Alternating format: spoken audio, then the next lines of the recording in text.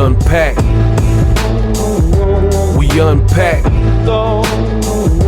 We unpack. Coming to you live, Boxing Ego Unpack. Yeah. We unpack. We unpack. We unpack. Coming to you live. Terence Crawford makes it clear he refuses to fight Errol Spence in Texas. It gotta be neutral. Roll the clip. Fight is made. We expect that fight to get made, and I'm just letting everybody know from a promotional standpoint, it's gonna be nothing less than stellar. Yeah, definitely. I'm excited about it. You know, man, I just can't wait to the contract get signed. Yeah. And, you know, I get to go to training camp and, you know, just picture myself walking down that aisle to put on a great show because, you know, I know me, you know, and I've been waiting for this moment all my life, you know, and to show everybody that doubt me who Terence Crawford is. And, you know, it's right there. It's right there. So, I mean, Jim Gray asked, and I'll just do the obvious question. Jim Gray asked Errol yesterday, any stumbling blocks you anticipate? Errol said no. He seems to think both of you guys want to fight. What about from your perspective? Any stumbling blocks, anything at all? It never been any stumbling blocks. You know, like I said before, in the future, you know, there never was a side of the street till it came to Terence Crawford. You know, Terence Crawford divided, you know, a side of the street. Yeah. You know, all these stipulations and all these wrong side of the streets and different promotional companies and all these types of things, they made them up for Terence Crawford. You know, so it never, in my eyes, it never was anything that would stop a great fight from happening because Tyson Fury and Wilder. One for the fans that are nervous. How confident are you this fight happens? I'm always 100% confident. Okay. 2022? Huh? This year for sure? This year. Okay. Okay. In Vegas. And like I said, I meant what I said. Once I beat Spence, if Charlo don't move up, I'm coming for him. Ooh. You didn't see the fight last night? No, I didn't see the fight. Hey, I was here, but I heard he won. He did his thing. 10 round knockout. Yeah. You know, congratulations to Charlo. You want the whole camp? You know, but you know, he on my hit list. Oh, who's third? John again. No. I would think New York City, LA, Omaha, Dallas, and Vegas. You didn't back me up at all, man. Yeah. I said go That's international. United Kingdom. You didn't back me up at all. You want to go to Mexico too? You want to go to Saudi Arabia? Yeah, Omaha's the biggest one on the list. Hey, Terence, you willing to go to Dallas to beat him in his backyard? No, we coming to Vegas or something. Boom. I dig it. We gotta have somewhere neutral. The Porterweight Podcast, link in the description. Boom. You guys heard it here first. Go to the Porterweight Podcast to hear in its entirety the full interview and the full podcast. But that was Terence Crawford speaking his mind, speaking his piece. We unpack. Now, I disagree with a lot that Terence Crawford was saying personally. He says that there were no stumbling blocks. He says the stumbling blocks and sides of the street were created for him. Now, I don't know where or who told him that or where this whole notion came from, but this has been going on in boxing well before Errol Spence and Terence Crawford. So that's the first inconsistency that I noticed is Crawford is claiming that until Crawford came around and Spence and like basically guys were being protected, that there was no sides of the street. But how can we say that when this same podcast, they brought up the fact that super fights, they use super fights of the past like Hagler Hearns, saying this is going to be epic. But one of the fights that they mentioned was Mayweather versus Pacquiao. If you guys know the saga, it took 6 years for Mayweather and Pacquiao to actually happen. And Floyd was on HBO, but then he did a lucrative blockbuster deal with Showtime Boxing, and that created a whole new problem. And at that timepiece, this was one of the quote unquote stumbling blocks or sides of the street. So everybody knows that fight that likes boxing because it was the highest grossing fight that boxing has ever seen. So Terence Crawford says he's a fan of boxing, and he said he cheered on Errol Spence Jr. when he was Olympian and guys like Gamboa, just as a student of the game. So as a student of the game, Crawford would know that the most lucrative fight is Manny Pacquiao versus I want to subdue my Floyd fight. I will versus Floyd Mayweather. And this is not my opinion. There's facts and stats to back this up. So that being said, I disagree with Terence Crawford in this unpacked video. Make sure you guys subscribe. He is not the first victim of this. I mean, I remember Adrian Broner. I'm gonna use the man AB. Oh man, you know, AB, alleged babies, algebra books. Manny Pacquiao versus Floyd, that's too easy for me. Everybody knows the story that was around or a fan of boxing, so that's too easy. So I've already cited that as an example. We unpacked. Adrian Broner. I distinctly remember Adrian Broner called out the likes of Juan Manuel Marquez, right? He had called out Pacquiao. He called out Brandon Rios. See, Brandon Rios was, at the time, one of the charismatic characters in boxing, outspoken, comes from a popular gym, Robert Garcia gym. And Broner was a great talker, has always been a great talker. Same with Brandon Rios. Mike Alvarado was also in the mix at that time. And Top Rank never, ever made any of those fights with anybody. They didn't make any fights with Adrian Broner. Same thing when Crawford was there. People wanted to see Crawford fight, let's say, Danny Garcia.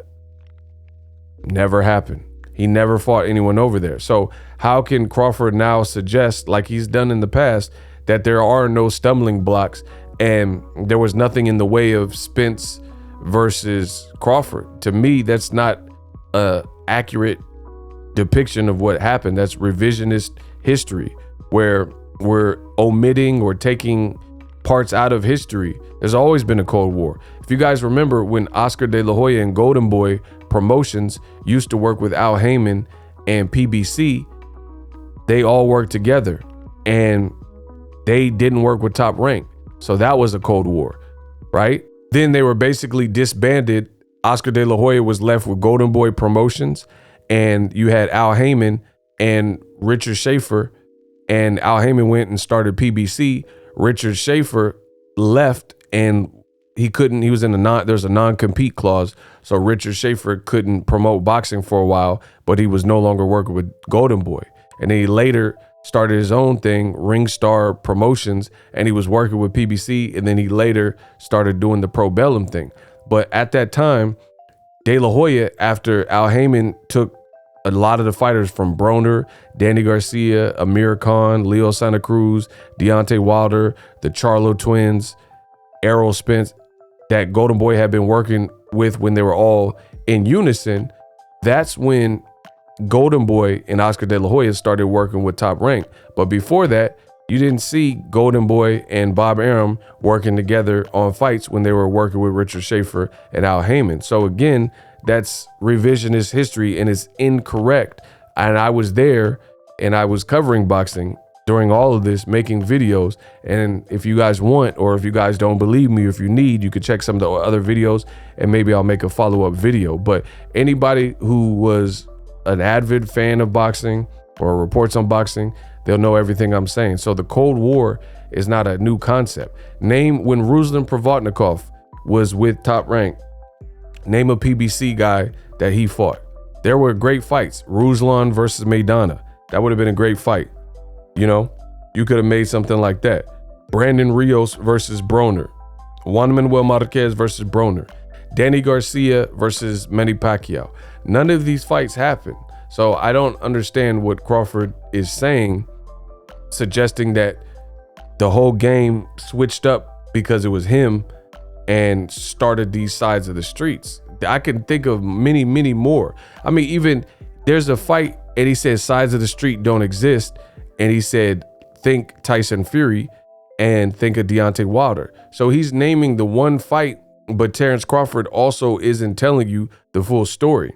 Top Rank got in bed, proverbially speaking, with Tyson Fury after the first Wilder Fury fight. I was there. It happened the first week of December of that particular year, the same year that Wilder fought Luis Ortiz the first time, and I was at that fight. I was at Wilder Fury, where Fury popped up from the dead and all that. And that first fight had nothing to do with Bob Arum or Top Rank or ESPN. It was a Showtime product, right? So they had already had history.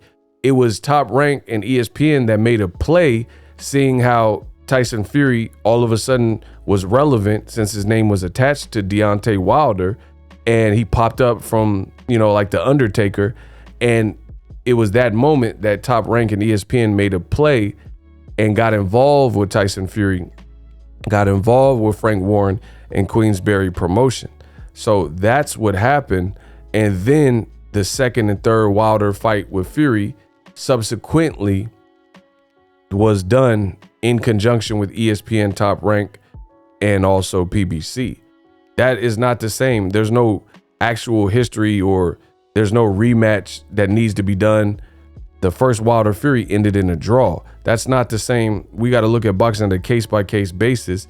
That's not the storyline for Errol Spence and Terence Crawford, seeing how they never fought.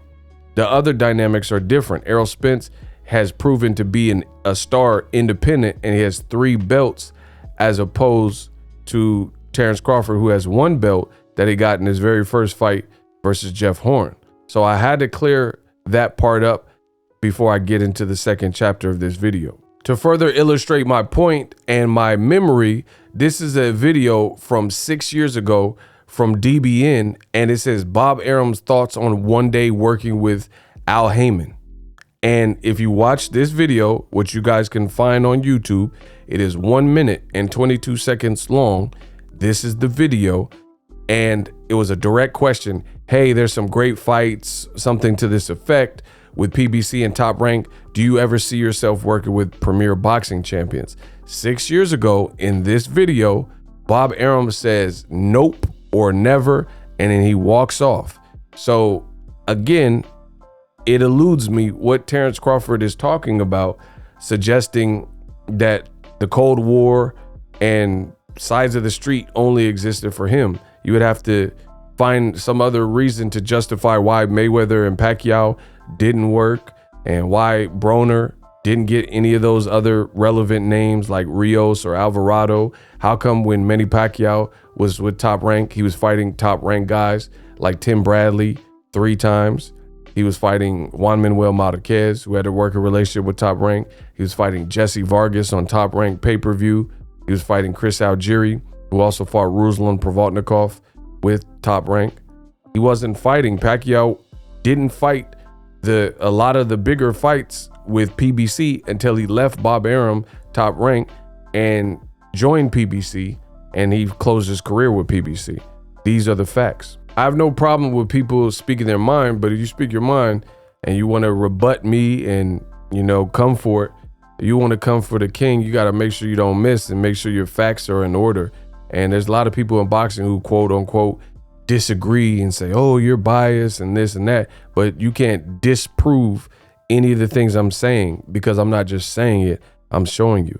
Now, finally, Terence Crawford and this whole not willing to fight in Dallas business. It has to be neutral, says Terence Crawford. You heard it.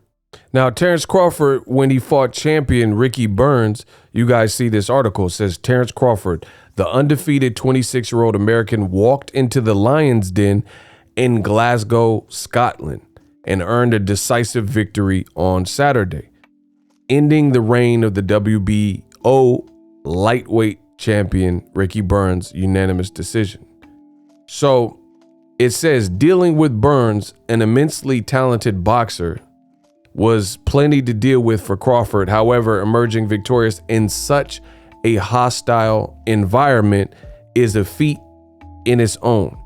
So years ago when Crawford was at lightweight, all facts, he fought the Scottish fighter. He fought a Scot in Scotland, and that was Ricky Burns. Now in the Porterway podcast, link in the description, he's saying he's unwilling to fight Errol Spence Jr. in Dallas, Texas. So he already fought in a hostile environment against a champion, and that was Ricky Burns. So to hear Crawford say and put that on wax, it was rather surprising. Even more shocking to some is he's claiming he's not willing to fight in Dallas against Errol Spence Jr. because it needs to be a neutral, quote unquote, neutral grounds, neutral territory. right?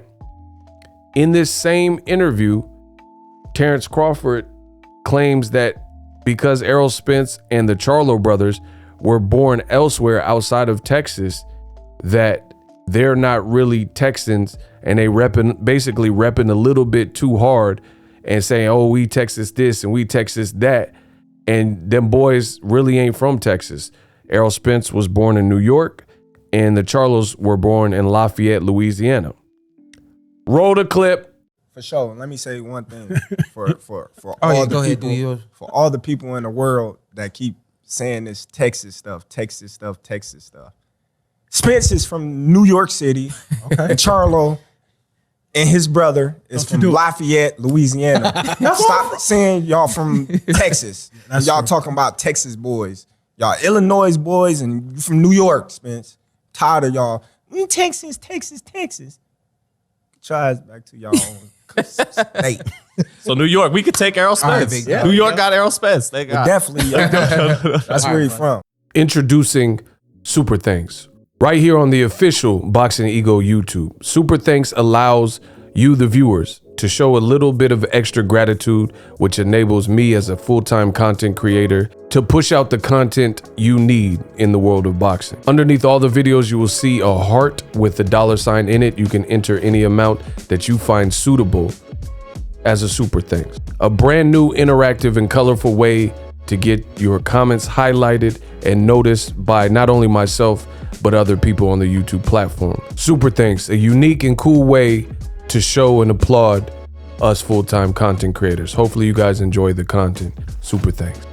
Boom. The other thing that is funny is that Terence Crawford said Errol Spence Jr. and the Charlo brothers keep saying that this is Texas, Texas this, Texas that, and they aren't really from Texas.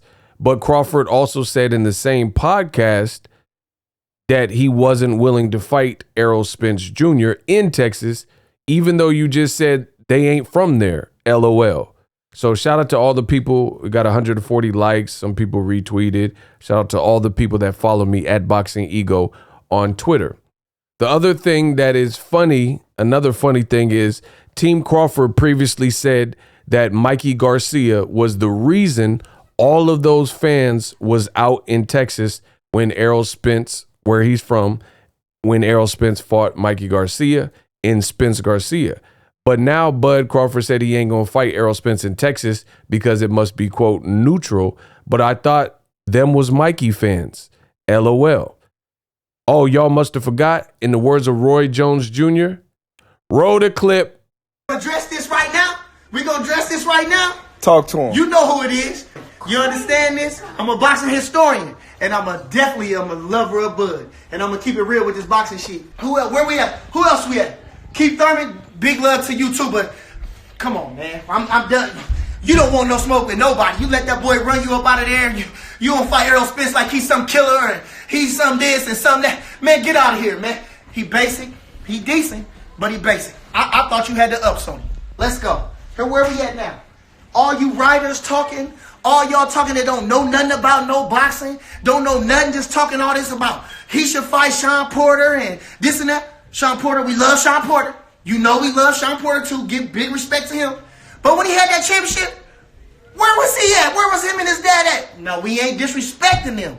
Where was y'all at? Was y'all calling for Sean Porter and Bud to fight? No way. No, you was not. No, you was not.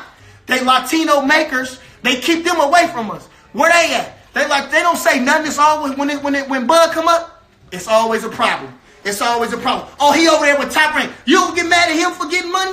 You don't get mad at him doing his own thing? Come on, man, stop it. That's the weakest excuse in the book. Listen, we chasing legacy.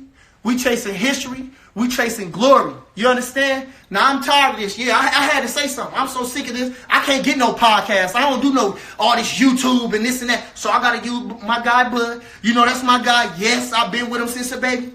So I know it's going to go out to y'all. All you YouTubers, all you scribers saying all this and that.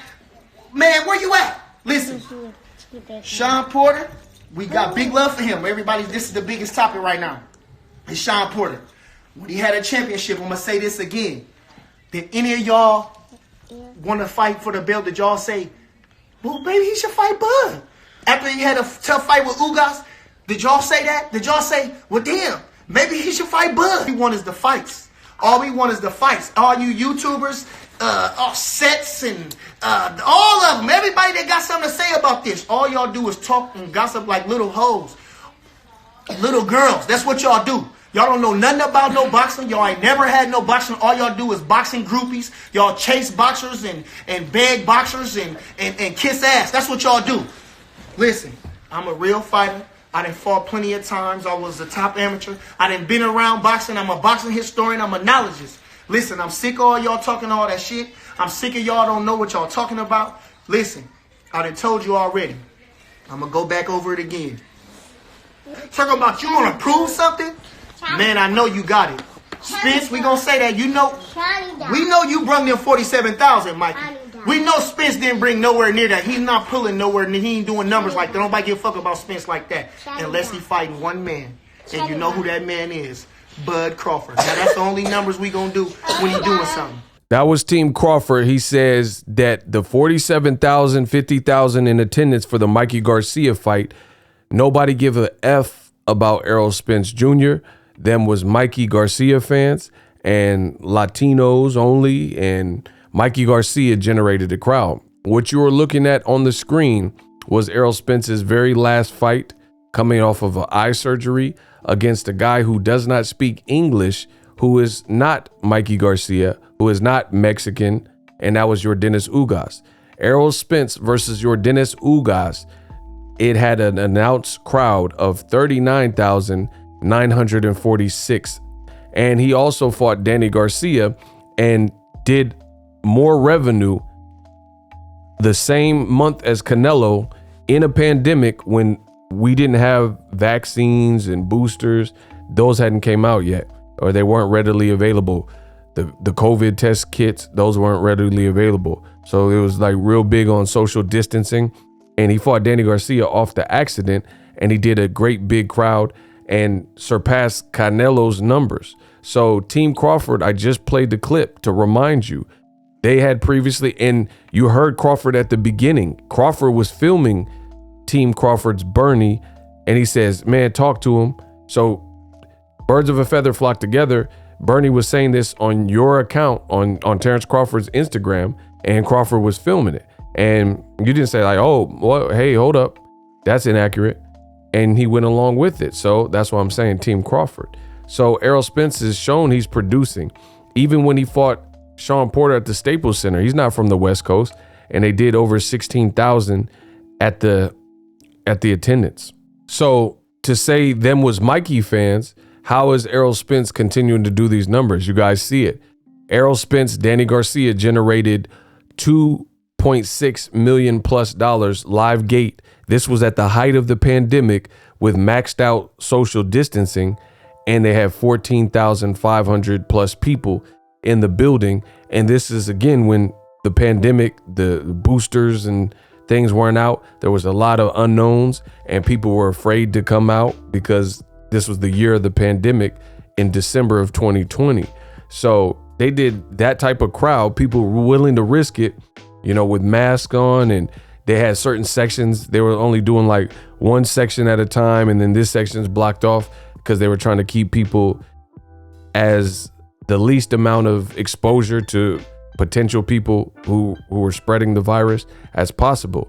And if you look up the numbers, Canelo fought Caleb Smith in Texas, and it did not generate this. It did not generate what this fight did. So how did Errol Spence outperform Canelo Alvarez in the pandemic year?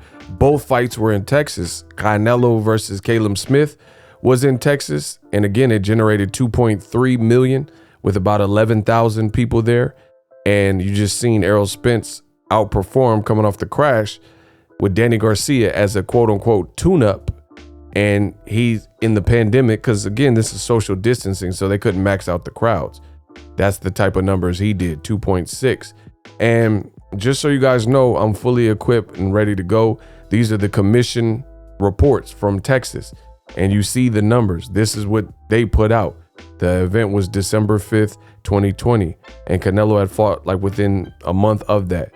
So that year, Errol outperformed him. right? So back to Team Crawford, they've consistently maintained that them were Mikey fans, and Team Crawford has said this numerous times that Mikey Garcia was the real draw and the reason those fights were out. But he fought Danny Garcia, and you're looking at the commission report, and he outperformed Canelo, and he had a bigger crowd than Canelo, and they both fought in Texas that same year, as I mentioned. He did a great crowd at the Staples Center, right, with Sean Porter in a unification. And then again, he fought Undisputed, and he pulled 40,000 people there. And I know a lot of people that went that can confirm that. So that being said, these things aren't true. They're saying Errol's not the big fish, and Mikey Garcia fans were the ones that did it. And leading back to my initial point, why would you be unwilling to fight in Texas if you're claiming that Mikey Garcia was the real draw instead of the actual Texan, Errol Spence Jr.? And you're saying you needed somewhere neutral, right? And I could go on and on. There's more points, and I'll leave some of them in the chamber. When Terence Crawford went to the Danny Garcia fight, he was one of those people that went to the fight, all right? And I remember there's this video clip where it looked like some of the locals were getting into it with Crawford's entourage. I made videos about it. And the guy said, this Dallas, you not in Omaha, this Dallas, this EJ City versus you have Terence Crawford on the Porterway podcast. And he's saying, this man ain't from Texas. Well, whatever the case is, he moved there when he was 1 year old. And that's what he's claiming. And that's where he grew up. And it looks like the locals have taken a liking to him. So, none of that's neither here nor there, but I'm a facts-based and a results-based channel. We got to set the record straight and say what these things really are.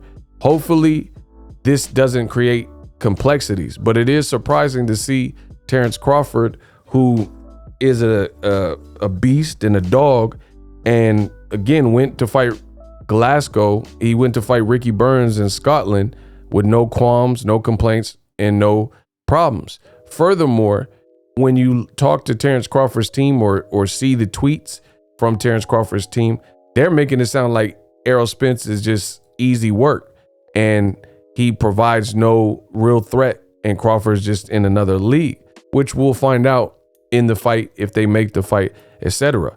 Bomac, his manager and trainer, says Errol is going to get the ish kicked out of him, or Terence is going to beat the ish. And this is after Errol Spence cyclops Undisputed eye. So if you're that confident, it kind of is. It just seems jarring that Terence Crawford would even say, I need a fight on neutral ground because he's such a dog. That's kind of what I expected, especially when your team is saying that Errol's not from Texas, Errol's not a draw in Texas, and the numbers were Mikey Garcia fans. And even after the Ugas performance, where I thought Errol looked very focused, came in major shape, some of the best shape he's been in since Bundu Algeria, and I thought he looked sharp, all business. And you said Errol Spence, after that performance, Bomac, his manager and trainer, said, oh, Errol Spence gonna get beat the heck up. So if that's the confidence, there might be money, and I think there would be a serious amount of money at the AT&T Stadium. So to just create an obstacle and discount it when you truthfully are the B-side, it is a bit alarming in this equation, But again, if Errol's willing to fight him elsewhere, and Showtime or Fox or Steven Espinoza or whoever is willing to, find another location that is deemed neutral outside of Dallas and Omaha, let's have at it. Let's have the fight. But I had to make this unpack and really get to the facts, because there's a lot of people there acting like they don't understand. But everything I said in this video makes perfect sense. Maybe you got to watch it back another time. It's just Crawford and his team have come across as animalistic and we fear nothing and stuff like that. So I really didn't expect there to be any hangups. Crawford has said we've been pushing for this fight. So to me, I thought it would be like all systems go as long as the money's right, because you have to be real. When it comes to these types of fights, money is always a sticking point, because nobody's trying to get underpaid when you're risking your life. So I can understand finances is usually the biggest issue. But once that and the percentages is handled and the money is handled, I didn't really expect the person who's the B side to, be worried or complain. Especially Crawford's team said they're going to knock out Errol Spence. So why are people, like, I've seen a lot of Bud buddies and Crawford fans, and they're talking about hometown cooking and the judges might get it wrong. But Crawford's team sounded supremely confident in a knockout and said Errol's going to get dominated. I think Bomac did an interview recently, maybe at the Shakur Stevenson fight week versus Valdez, and Bomac said that it's going to be an easy fight for Crawford. So why would you even be thinking about the judges if those statements are true? I mean, you can't make this stuff up, people. And when it comes to boxing, I'm the best to ever do this in the digital space. I don't have to make up anything. I don't lie on nobody's name. I'm just here telling you the facts in my point of view. And again, if you're going to exude all this confidence and say this man getting destroyed and stuff like that, and Errol stands no chance and Bud's on another level, Bud spars with heavyweights and tears them up, then, it was surprising to hear the battleground, which would favor the Texas fighter. But I mean, oh well, if you're the B-side, you're the B-side. That's what it is. AT&T Stadium, it should be about how much money you will make. You know how many people would go to AT&T? If Errol Spence is selling these type of numbers with virtually unknown guys, I'm like Ugas is not gonna sell the show. He's a great fighter, don't get me wrong, but he's not gonna sell the show like a Terence Crawford, right? And Danny Garcia, where some people would be like, oh, his best weight might have been 140, things like that. And if Errol Spence is doing these incredible numbers, beating Canelo certain years, 40,000 when he's fighting Ugas, and he's doing this in the AT&T Stadium, it'd be big business. When Pacquiao fought at AT&T Stadium and he fought against Margarito and the Josh Clottey, this was all big business. So to me, I'm not handling the business side. I just want to see the fight. But it's surprising that someone who's clearly the B side and their team has sounded supremely confident in a victory would even say that, like, oh, I got to be neutral. Especially, like I said, Bud Crawford, he went to Scotland to fight a champion, Ricky Burns, and it was a non-issue. And this is the fight that Bud has said he's wanted. I guess another reason I got to make this video is I just want to see the fight. So I don't want it to be any more drama. I'm like Mary J. Blige, no more drama. I don't want to see no more drama. I just want to see the fight, get a conclusion, and then we move on to the next thing. So for Bud to stick that out there and say like, hey, nah, I got to be neutral. The other angle is you see on the screen Errol Spence fighting Ugas, and Errol Spence fought Ugas, who has one belt. Crawford has one belt. And Ugas was coming off a bigger performance against Manny Pacquiao, a Hall of Famer, and he brought his one belt, and Ugas fought on enemy territory against this man you see on the screen, Errol Spence Jr.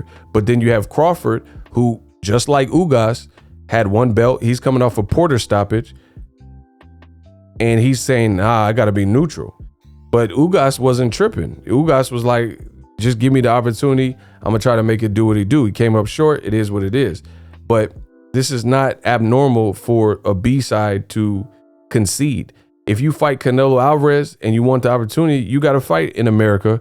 And that's just what it is. That's what you got to fight in Texas, Billy Joe Saunders, and have the whole crowd against you. That's just what it is.